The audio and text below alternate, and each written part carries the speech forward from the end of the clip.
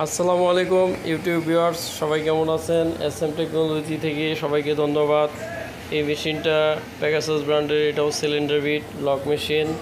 Operator বলছে machine চলে না, তো আসুন দেখি সুইচটা দেওয়ার পর কি হয়। যে সুইচ দিলাম, এখন দেখি কি হয়।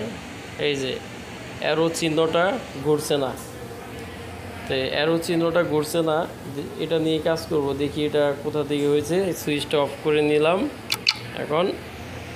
এখন দেখি কোথা থেকে সমস্যাটা হচ্ছে। তো সবাই ভিডিওটা দেখতে থাকুন। ভিডিওটা ভালো লাগলে সাবস্ক্রাইব করে দিবেন।